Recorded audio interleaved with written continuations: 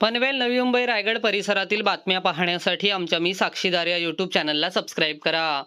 पनवेल शहर पोलिसांनी एक अग्निशस्त्र आणि 4 जिवंत काडतुसे जप्त केली। या प्रकरणी दोघांना अटक करण्यात आली, तर यातील तिसरा आरोपी अल्पवयीन आहे। ऋतिक अरुणराव चव्हाण आणि अर्शद शाह मोहम्मद सय्यद अशी दोघांची नावे आहेत।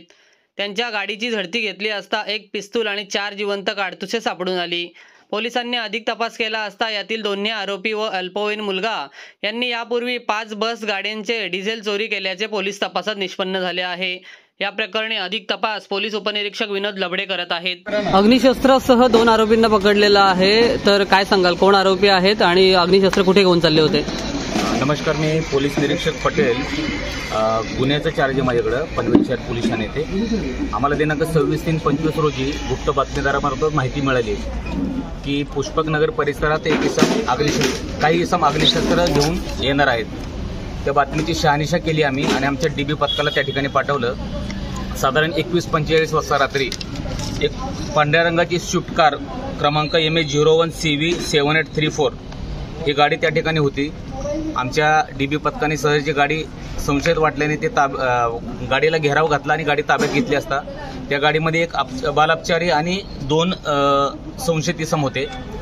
त्यांच्याकडे झडती घेतली असता आम्हाला त्या ठिकाणी एक अग्निशस्त्र आणि 4 जिवंत काडतुसे त्या ठिकाणी मिळाली आणि बाल अपचारी तर नोटीस दिली आम्ही।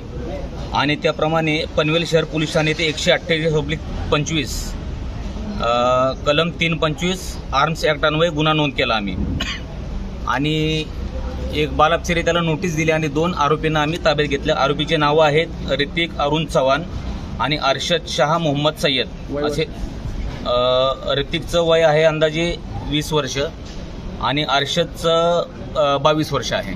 अग्निशस्त्र जे आणलं होतं ते कुठे घेऊन जाणार होते त्याबाबत तपास चालू आहे आणि त्यांच्याकडे अधिक तपास केला असता त्यांनी 5 गाड्यांमधून डिझेल चोरी केलेली आहे। त्यामुळे त्यांच्यावर एक नवीन गुन्हा दाखल करून आम्ही त्या गुन्ह्यामध्ये त्यांना ताब्यात घेतलेला आहे।